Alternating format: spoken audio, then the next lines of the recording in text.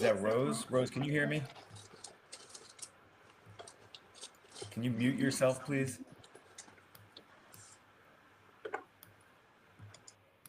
Thank you.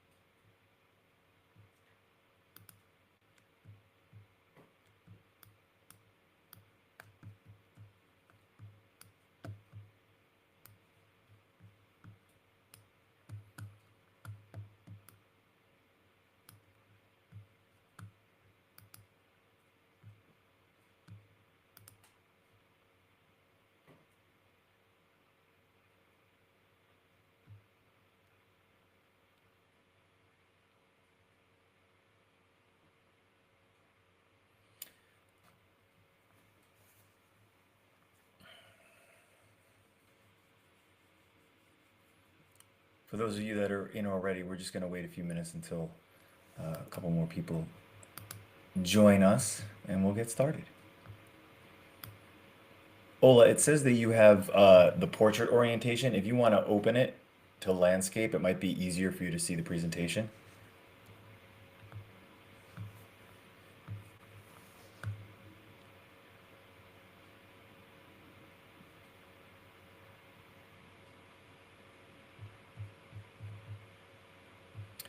Can everybody hear me okay? You should be able to chat.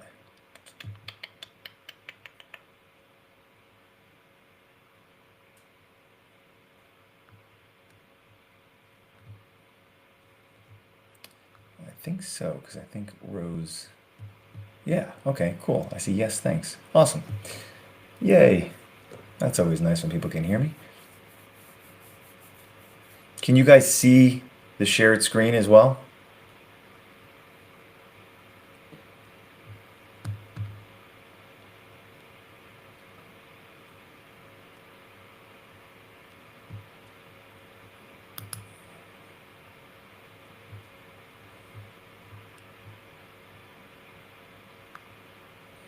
Can you guys see the presentation as well?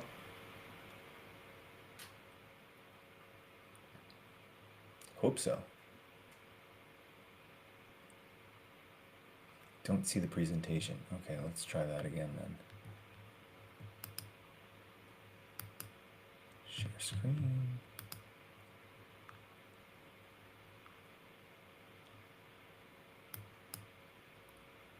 Oh, having trouble changing perspective. That's okay. I'm recording it landscape, so I'll send you guys the recording afterward. Shouldn't be a problem.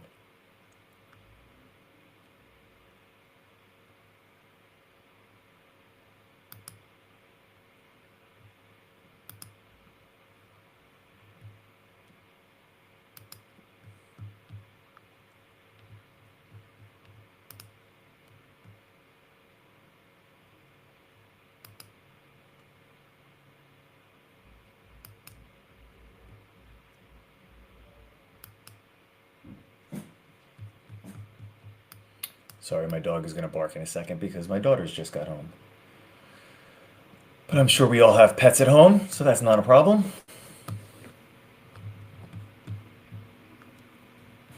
Ooh, Ola changed. That worked.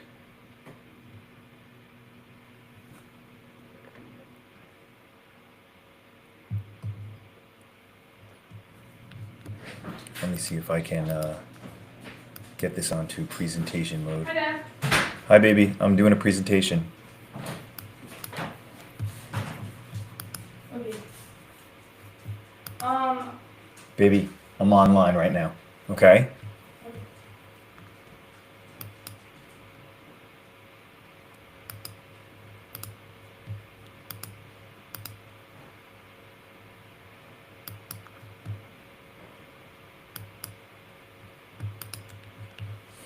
Having trouble sharing the screen. That's odd.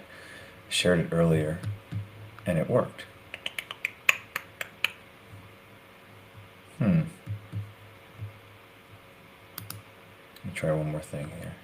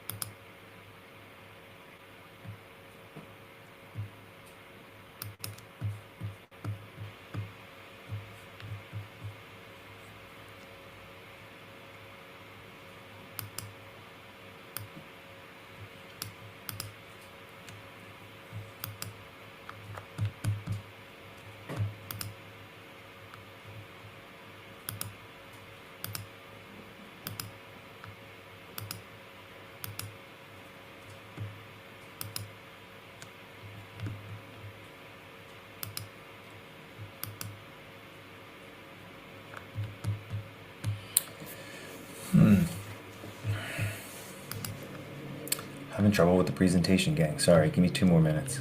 We'll figure it out. And if we don't, that's perfectly fine. I can just speak through everything that I'm doing and we'll send it to you as a follow-up.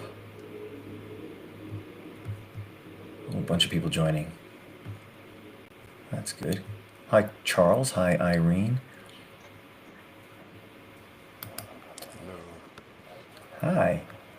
We're just having I'm having a little issue with showing my presentation, which is perfectly fine because I know what I'm going to say anyway. It just has some pictures. Okay, no problem. So we should be good to go anyway. Just give me 2 seconds. Just want to double check. Ooh, there we go. Can you guys see that now?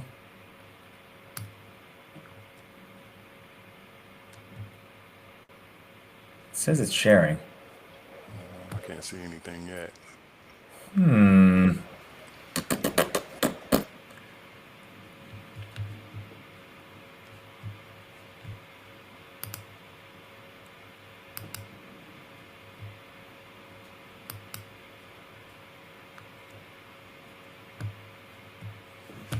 going to try one more thing, but we'll start at, let's see, it's 3:04. We'll start at 3:06. Promise. But I'm just going to try one more thing.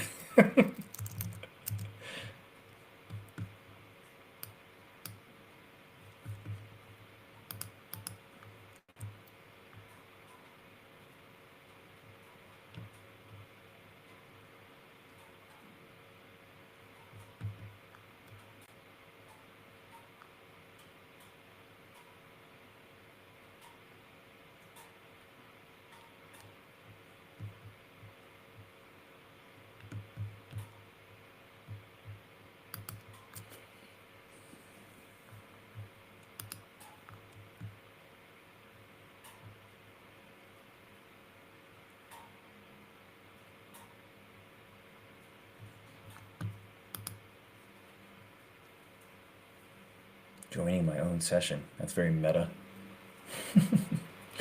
Mind blown. Oh, there's everybody. All right.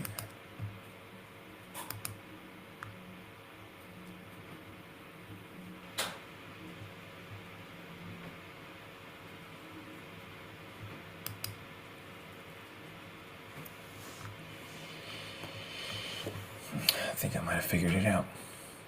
For those of you just joining, I'm just trying to make sure that I have all systems go for the presentation, and if we don't, it's perfectly fine. The way that I present is typically just images, so it's just pictures. Not a problem.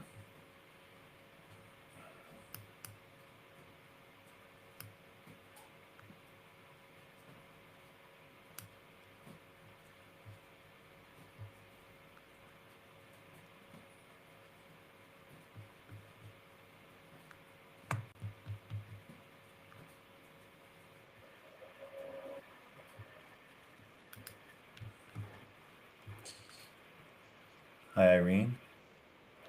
Hey guys, if you just joined, mute yourselves. Hi. Why does everyone hide their face? So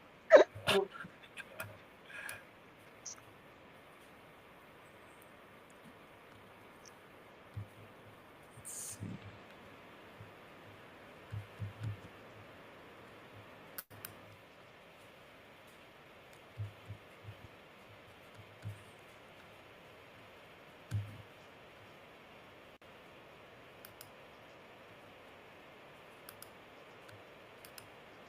All right, 307.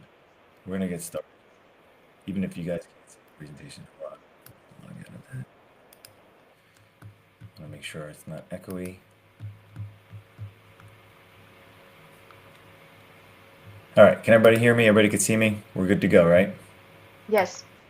Yeah, cool. All right, so unfortunately, I'm having trouble with the presentation, but that's perfectly fine because it's just pictures. My name is Chris Desi. I am billed now as the quantum coach, and the reason why I talk about quantum coaching is because where my head and my heart are have to do with the alignment of the science and spirit of alignment, essentially. So being able to not just excel within the business world and have material success, but also to be aligned from an internal perspective. I've been an executive in media for the past 27 years. I've run my own digital marketing agencies. I've been a sort of talking head on television for a bunch of years. And this past summer, I had what I could only refer to as a quantum shift. And I really want to be transparent with everybody on the call right now because the transparency is the only way that we could all collaborate with each other and have this bigger discussion about spirit and individual and true success. And that is, I was in the middle of watching a deposition uh, from a lawsuit that I was involved in while on vacation in Key Island, South Carolina. And I had excused myself from my family vacation for about 3.5 hours to watch a deposition of a former executive absolutely eviscerate my good name. I was hunched over and I was upset about it and could not believe that this was happening. And I went for a walk on the beach. Pretty cliche, right? And while I was on that walk, I said, there's got to be more. There's got to be more to this life. There's got to be more for what's out there for me. And not to be overly dramatic, but I kind of faced the ocean and said, hey, please let me be your vessel, God, source energy, power. And I had a major shift in my entire perspective on my life, on my business, on my relationships with my family, my friends, um, my mother, and it definitively changed everything who I am. And it reminded me of the Bhagavad Gita says, we're born into the world of nature, and our second birth is into the world of spirit. And this aligns exactly with what I went through, and perhaps that resonates for some of you. I just turned 50 in February, had this experience over the summer, And I've committed to myself that I don't want to live the next 50 years of my life the same way that I lived the first. Not that I was living terribly, just that I was putting myself in situations where the people that I was engaging with were, like what I had experienced. And so I started seeking and began reading a lot. And for years, I was interested in manifestation and meditation, but I think I got it wrong. And I think I used that manifestation more for seeking monetary success as opposed to feeling the success in my heart and in my soul. And I came across a reading through Wayne Dyer in his book, The Shift, and it's from Rumi. And it says, the spiritual path wrecks the body and afterwards restores it to health. It destroys the house to unearth the treasure, and with that treasure, builds it better than before. And I think many people, after I had sort of announced that I was going through this shift, quietly acknowledged to me that they were going through a similar shift in their lives. And I find that encouraging personally. I think people are awakening, and I think that while people may look at their lives and say things are terrible and look at the world and that's awful, I choose to be incredibly optimistic about things. And I choose to do things like this so that we can all collectively awaken from the illusion of our reality and really understand that life is just this persistent dream that we are having, and to kind of go a little bit deeper and figure out whether we are living the dream or having the dream. And it reminds me of sort of Philosophy 101 with Dr. Stapleton. I went to Loyola University in Maryland, and on Dr. Stapleton, my sophomore year in college, we learned about Plato's allegory of the cave.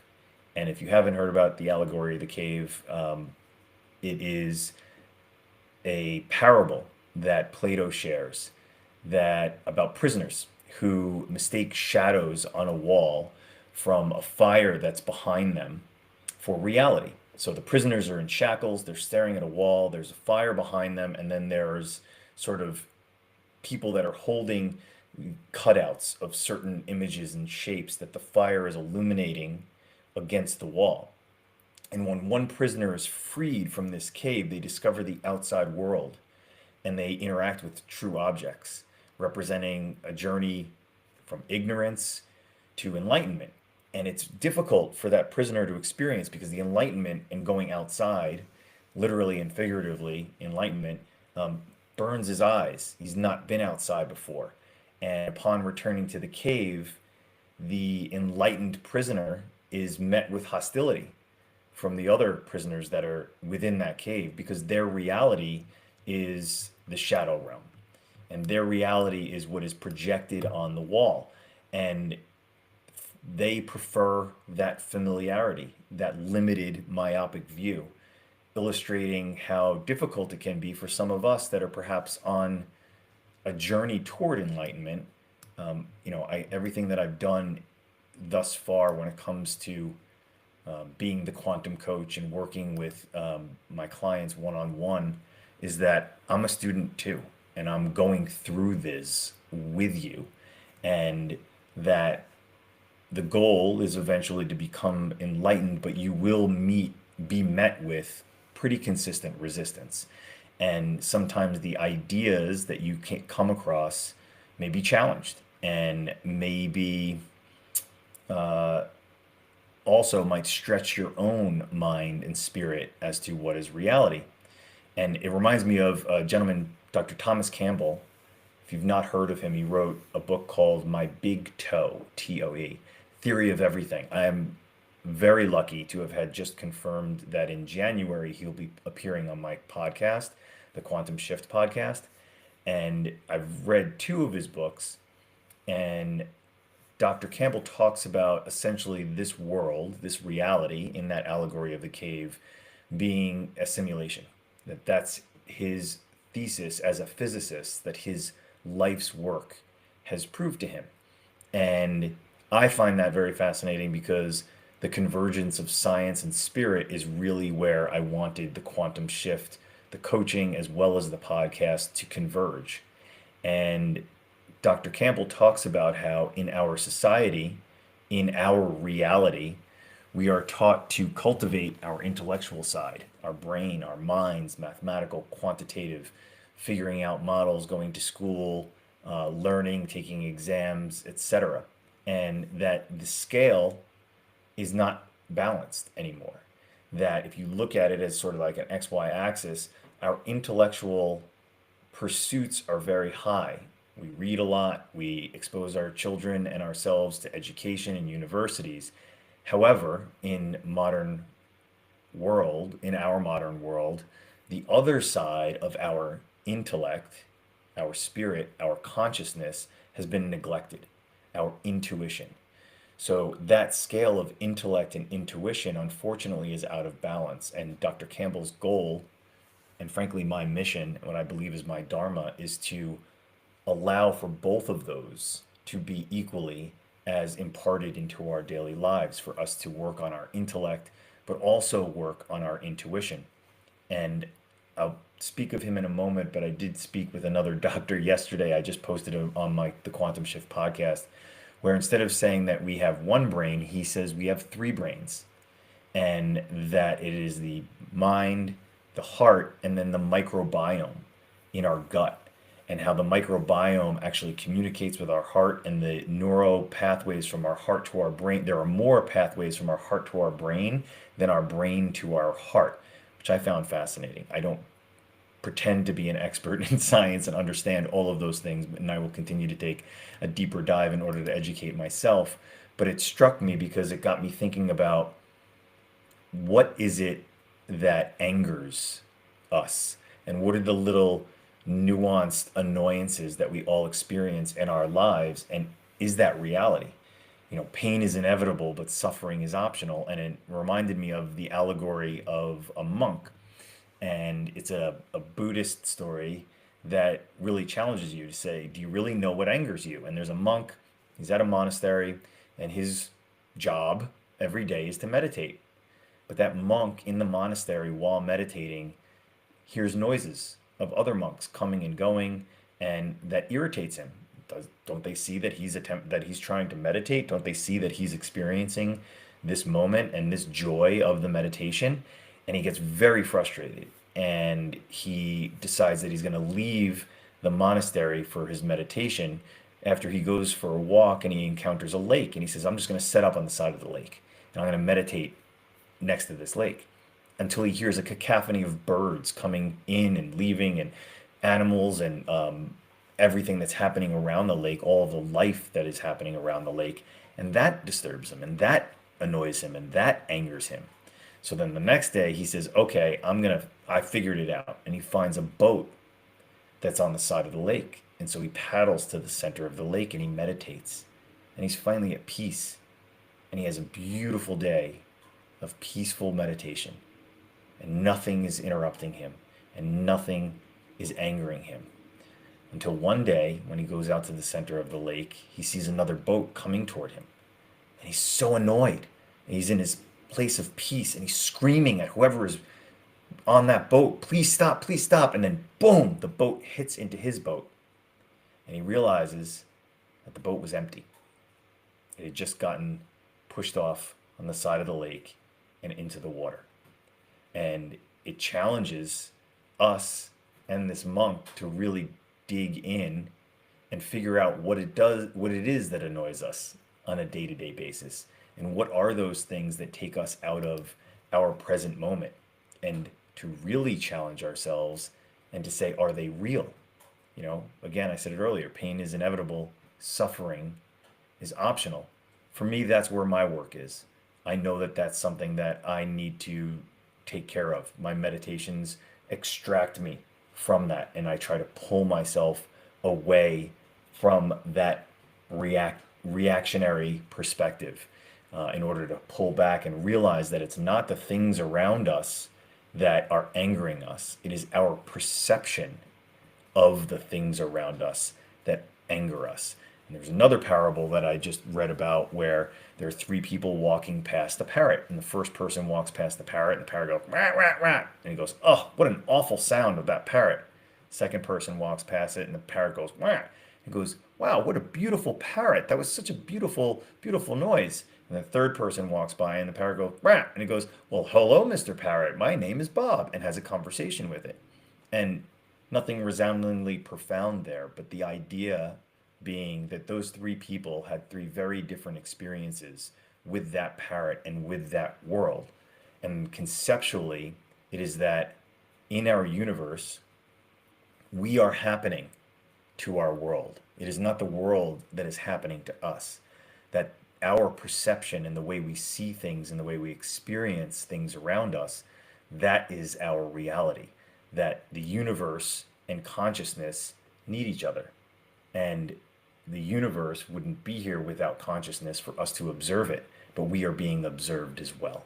So sometimes it's a little difficult for us to all kind of wrap our heads around, but it is a perspective that I think helps give that space.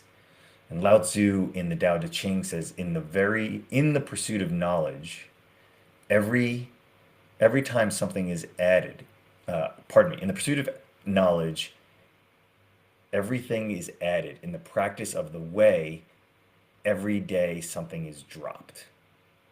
So that wisdom of instead of adding things, but extracting and peeling away things, conceptually, for me, has helped a great deal, and I think perhaps it may help you as well. Um, there's also an allegory of seeing a photograph within a frame, and the more flamboyant and bombastic the frame of the actual picture or painting or image that you're looking at, that's monetary things, homes and cars and jewelry and all these distractions around us are the gaudy frame. And our job is to ignore the frame and to look at the photograph. And it's interesting because I had the book as I was preparing, I was referencing the book My Stroke of Insight from Jill Bolte Taylor, who remains a Harvard trained brain scientist. And she wrote this book called My Stroke of Insight. And the reason why I find it appropriate for our conversation today, and especially appropriate for the things that we're discussing in terms of separation of mind and soul and thinking and how the thinking can become our hell, is that she experienced a massive stroke in the left hemisphere of her brain. And as she observed her mind deteriorate to the point that she could not walk, talk, read, write, or recall any of her life, all within 4 hours, Taylor alternated between the euphoria of the intuitive and kinesthetic right brain, in which she felt a sense of complete well-being and peace, and the logical sequential left brain, which recognized that she was having a stroke and enabled her to seek help before she was completely lost. And it would take her 8 years to fully recover from that. And I was giggling to myself because, boy, do we live in a simulation. I had extracted this book from my bookshelf while preparing to speak with all of you. And then today or yesterday, Diary of a CEO on YouTube, who has a massive following, interviewed Jill Bolte Taylor. And I do encourage all of you to watch that. She actually pulls out brains and tries to articulate it. And essentially, in layman's terms, what happened was one side of her brain was damaged, the thinking part, and the other side was fine. And while that's scary, and she couldn't dial 911, she says 911 didn't exist to me, which is a terrifying premise. Language didn't exist to her as well. Went on the phone to call. She called used the numbers on her business card, the squiggly things on her business card in order to dial her office. And she said she tried to speak and it came out as roar, roar, roar, roar, roar, because she just couldn't comprehend it. But the lesson that we need to extract from Jill Bolte Taylor is the bliss that she experienced after coming through what she had dealt with that stroke, as well as how she had lived her life after that, that she was essentially freed from her thinking mind. And it reminds me of the event plus thinking is your perception of reality. An event without thinking, that's the real reality. And that event without thinking, that's my goal for everything, and that's peace. So every event that is happening in the world without thinking is reality. But it's our thinking that makes it so. It was Shakespearean. No thing is either good or bad, but it is only thinking that makes it so. Shakespeare was onto something. So I also wanted to reference Martha Beck's work, The Way of Integrity, where she speaks about how integrity is the cure for being unhappy, and that the secret for success is alignment. And the way Martha Beck articulates that is that consciousness collapse probability into reality. Like we are the observer as well as the observed. But if we don't do the work in order to become fully aligned with ourselves, we are not only lying to ourselves, but we can't live a good life. Because the question that she posits is if you were absolutely free, what would you do? And then she pushes us to do that.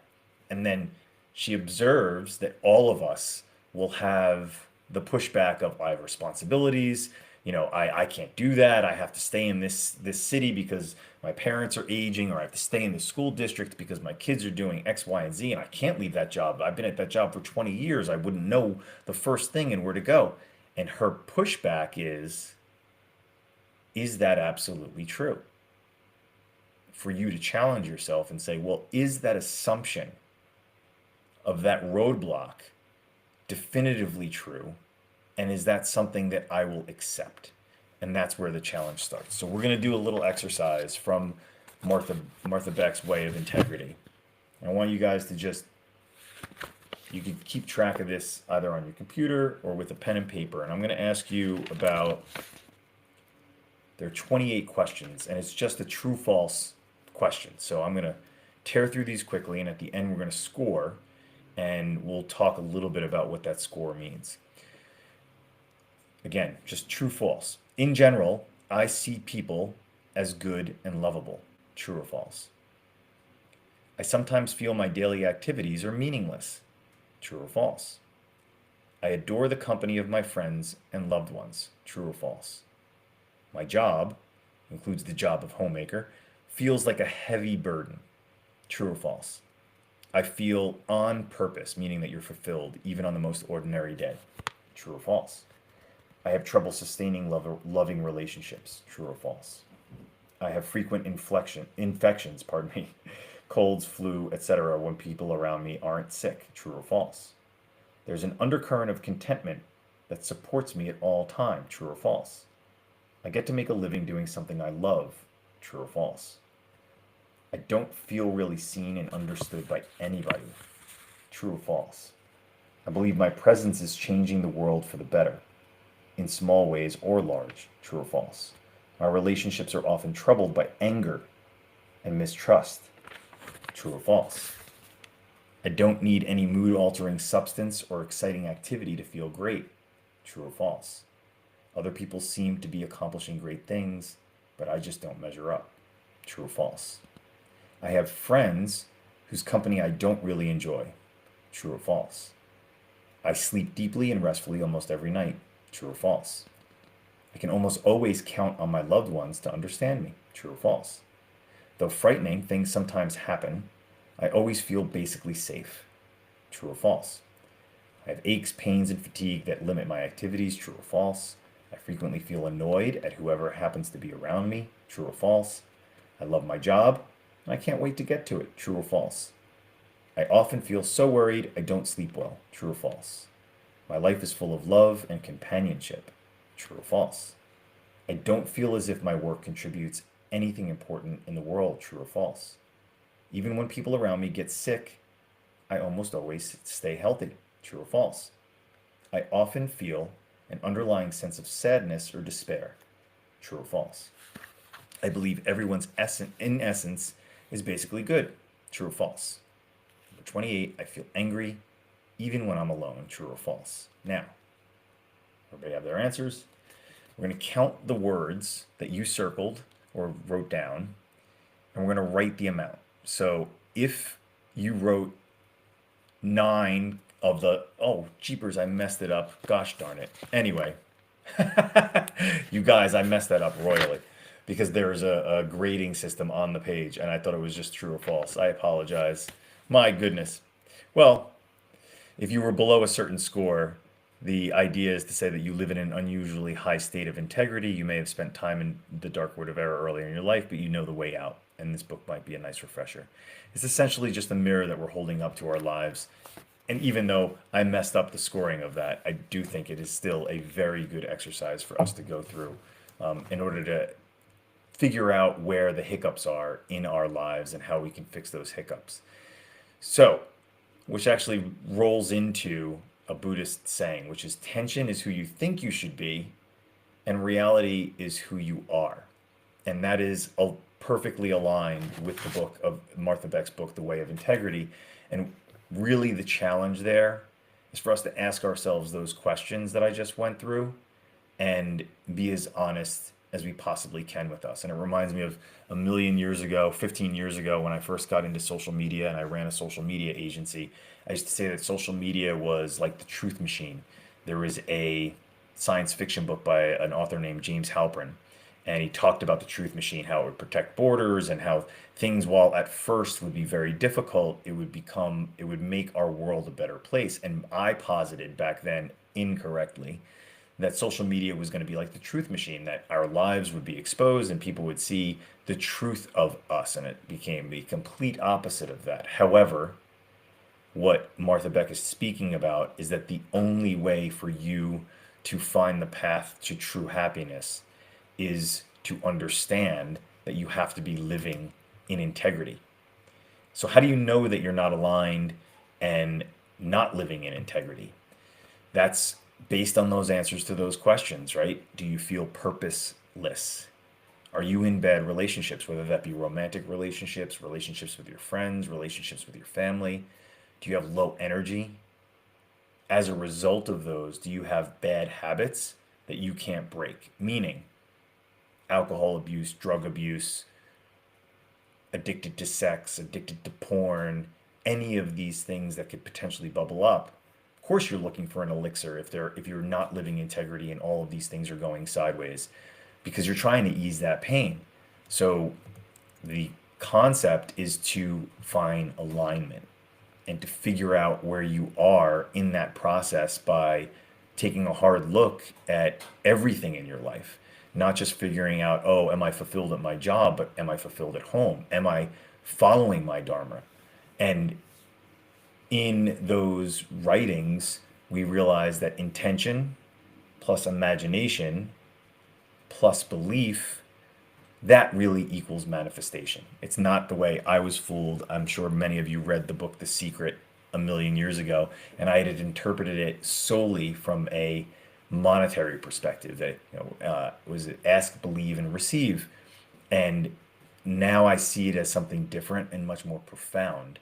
That when those three things are aligned, the source energy, the alignment code in our lives gives us feedback in order to live our Dharma. And that's intention plus imagination plus belief.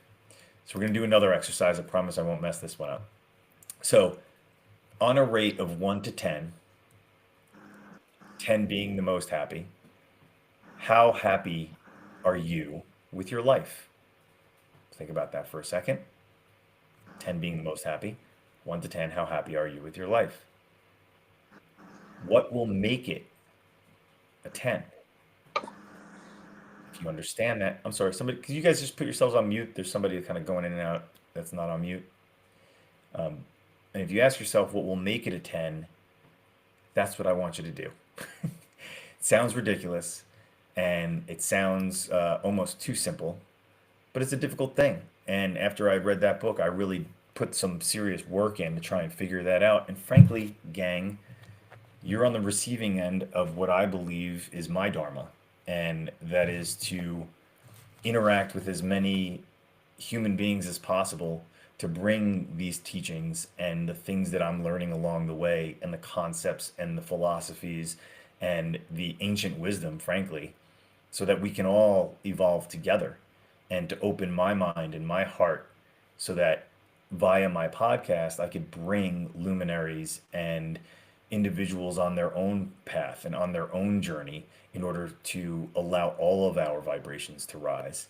And I think there's also the phrasing of uh, of this really stuck with me, and it was from the book A Course in Miracles, and it says we all bear a treasured wound and let it go. Meaning, there's that story that we all tell in our minds, or tell our lie to ourselves and say, oh, I can't do this, I can't do that, or you don't understand the way I was raised, it was awful and it was terrible. And in the book A Course in Miracles, it challenges us to sort of grasp onto Adler's teachings, psychologist Adler, um, as well as in the book The Courage to Be Disliked, where it pushes us to say, and this is a tough one to wrap your head around, if the wound, the story, that wounded story that you tell yourself is, I had a terrible relationship with my father, is to really examine it and really figure out, did you really have a terrible relationship with your father? Or is or were your behaviors, because and the manner with which you articulated and ingested it, the reason why you didn't want to have that relationship with your father? And is that a story that you tell yourself so that you have an excuse, so that you have that treasured wound to say, this is why all these things are bad? And all of these books are just challenging us to call BS on that and say, look, you're starting from zero, because the past is just the illusion that you remember it as.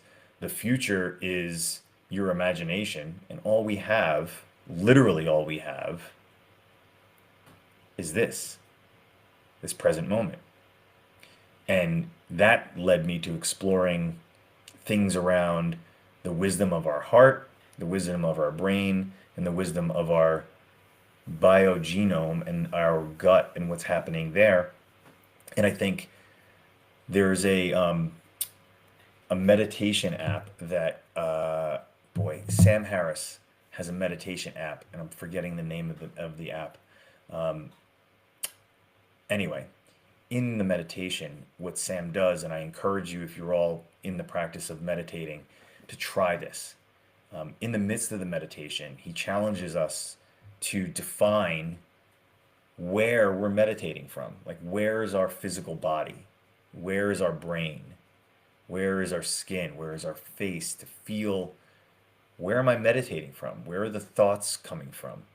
And then he challenges us further that if we feel like it's from our head, to drop our awareness to our heart, into our chest cavity, to perceive the world from this location, and to just see what that feels like, and to push yourself to say, well, what is reality? Am I my mind?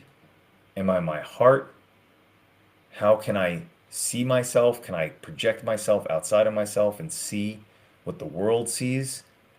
I just found that to be a pretty fascinating practice, which led to an exploring of the quantum field practice, where you're both the dreamer as well as the dream.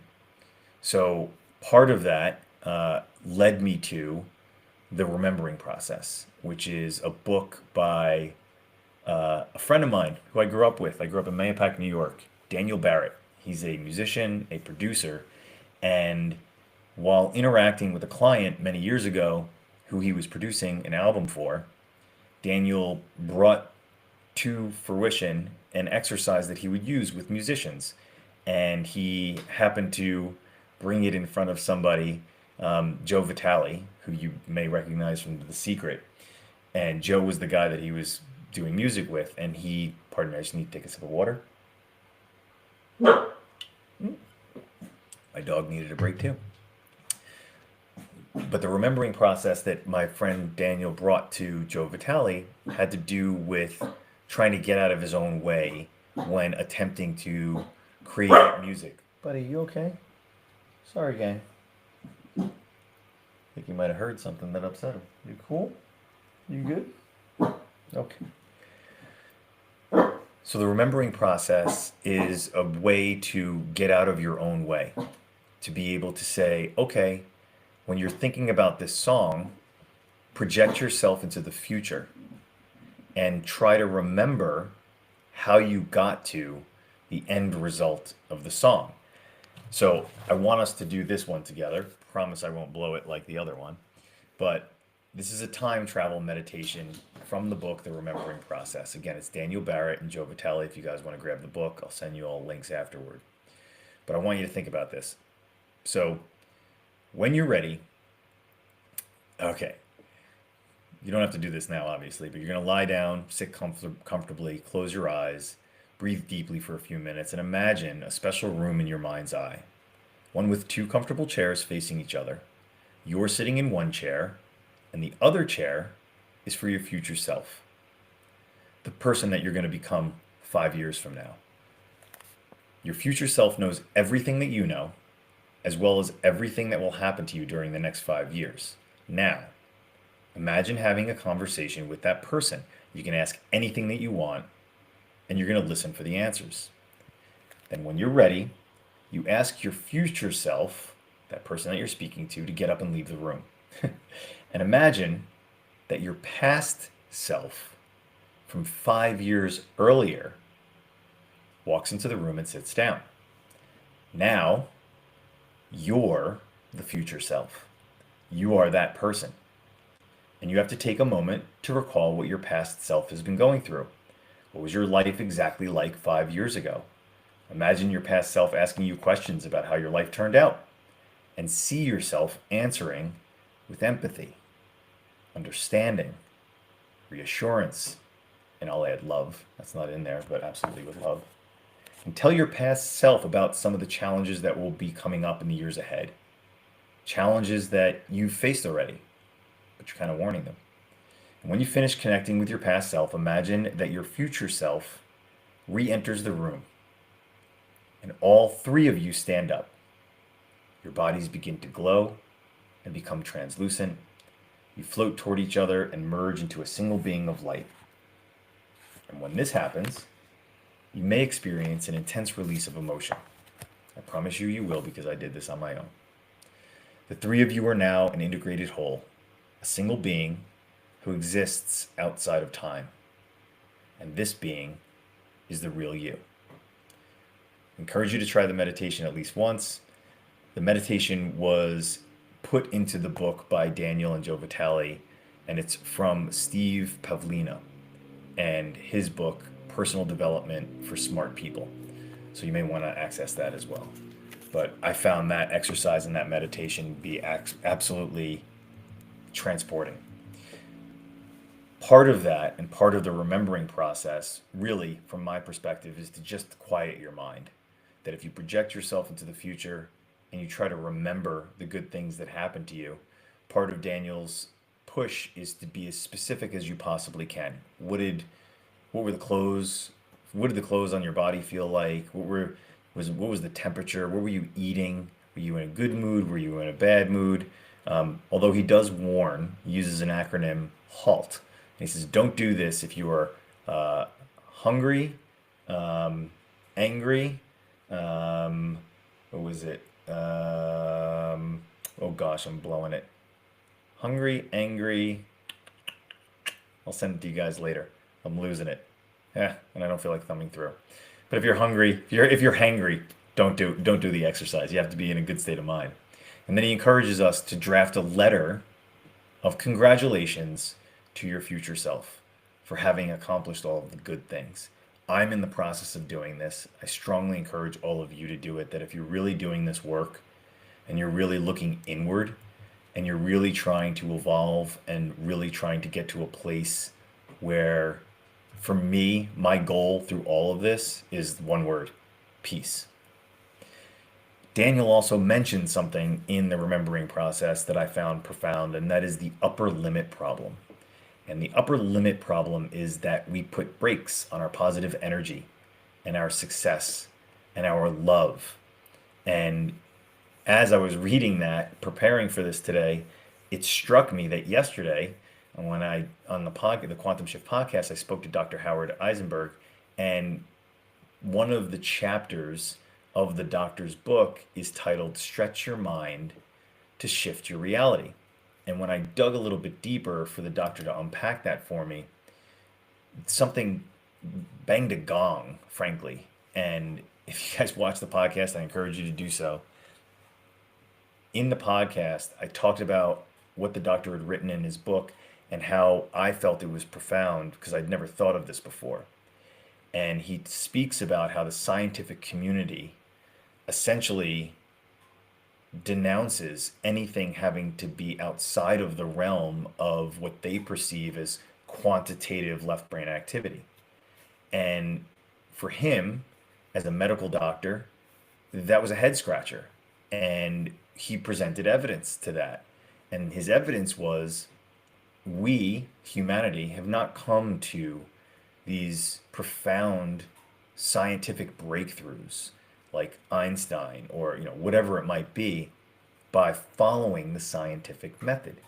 We did not follow step by step a linear progression to inventions or to discoveries in science. That in science, in that realm, in that world, you need imagination. That some of the greatest lessons that Einstein taught us had to do with lucid dreaming, had to do with going on a walk and figuring it out and being playful. And which is why I love the synergy of all of these writings and all of these books that we're all probably encountering, because if you guys are even on this call, you're curious, right? And it resonated for me, and the doctor kind of chuckled because I'd never heard it explained that way. It's like, why are scientists saying that, pish-poshing it and kind of saying it's quack medicine? Like, why do even psychiatrists say that? And he brought up a point that I found to be profound. I have an undergraduate degree in psychology, where psychologists were almost mocking their own profession and saying that it's not based in the scientific method, that it's, conversational, etc. But the reality being that when people heal through psychotherapy, that statistically and scientifically, it's been proven that therapists that have a strong empathetic relationship with their patients are the most successful. So if you really unpack that and think about it, the scientific mind is denouncing it, but it's helping them be successful. So it's almost like we've placed these blinders on ourselves and we're aggressively pushing ourselves into Plato's cave to only stare at the wall. Even when we know that it's a cave and that it's just a projection of these things on the wall, that we're so comfortable and warm in that cave, we don't want to leave it. We don't want to be enlightened. We don't want to go see the light. I just found that really fascinating that he was able to articulate so beautifully. So he also challenges us to integrate that into our lives and invite us to do examination. And his quote to me, pardon me, which I found to be profound, was, "The only way out is in." And that's where I find myself today, is doing very hard work and looking at myself and examining the things that I'm doing and how I'm approaching things in my relationships with myself and my individual relationships that bubbled up from The Courage to Be Disliked, where in that book they speak about how every problem in our lives has to do with interpersonal relationships and how we interact with the human being across from us as well as ourselves. And part of the exercise that the doctor talked about when he said the only way out is in is to really challenge yourself and say, what illusion am I ready to release? What is the lie that you're telling yourself that you're ready to release? And what is the truth that you're ready to embody? And what aligned action will you take literally in the next 24 hours in order to find that integrity? And integrity with Martha Beck in the book, the integrity, she says, it's not about like I have integrity. It's like the integrity of, like, if you think of a plane flying, a plane that has good integrity, everything is working. Everything is there's symbiosis, and it's all together, and it all works together in order for the plane to fly. And that's really where she's coming from. That the only way that we can function and function at a high level and function properly is if we are challenging ourselves in that way, and to really address the illusions and the lies that we tell ourselves, and to really seek truth in our lives. It could be dangerous. We don't want to go blowing up any marriages or relationships or anything of that nature, or quitting our jobs. We want to just examine it first, and then we get to that eventually. And another profound aspect of the book, The Courage to Be Disliked, is as follows: find the thing, do the thing, do the thing well, and this was a hard pill for me to swallow. I wasn't able to show you guys the deck, but the first picture of the deck was me doing a television appearance. And a large part of my career has been public facing, being the guy on stage, being the guy doing a television guest appearance, being the CEO of the company, giving the presentation. And part of my quantum shift and my evolving as a human being and as a father and as a husband and as a friend and as a son and as a brother and as an uncle, list goes on, is to, throughout all of that, is to deny the desire for recognition.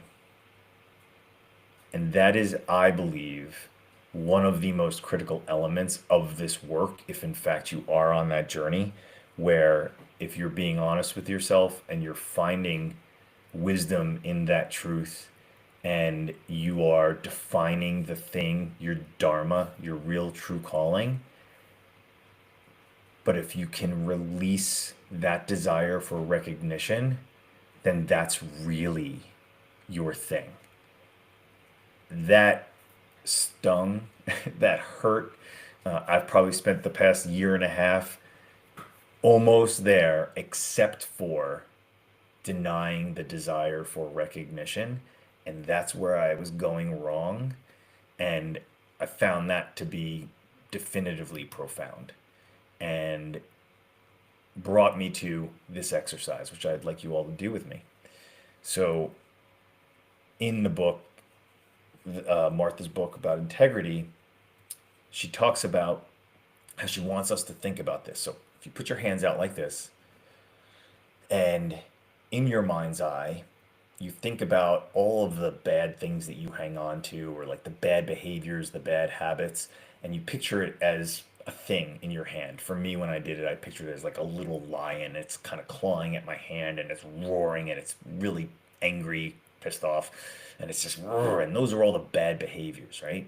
And you just look at that thing in your hand, and you're observing those bad behaviors embodied in this little animal that's just really angry in that hand. And you put out your other hand, and you envision the best version of you, the buttoned up version of you, the one that is embarrassed and feels shame when it thinks about the animal in the other hand, and how that one is judging the all the bad behaviors, and it's just expending so much energy to try and control the bad behaviors, and the bad behaviors are so angry at that part of your personality that's trying to limit it, and it wants to just go out and tear the world up, and you know enact their revenge, and just release all of that. And she encourages us to pause, and when you can see the one aspect of you that is all buttoned up and is expending all of this energy toward the bad stuff, it says, can you see how exhausted that side of you is?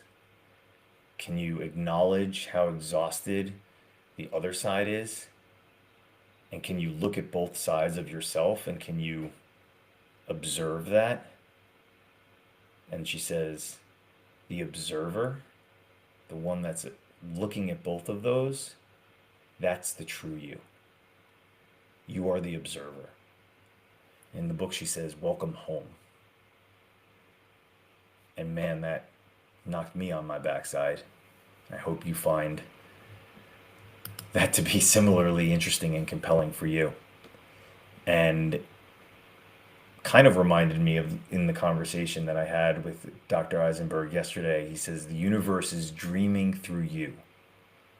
The question is, are you awake in the dream? Which I thought was a big deal. And I'm going to leave you with a couple of little things as we wrap up here. It's 3:56. There's a Meister Eckhart, a 14th century Christian mystic, said this. He said, the outer work can never be small if the inner work is great. And the outer work can never be great if the inner work is small.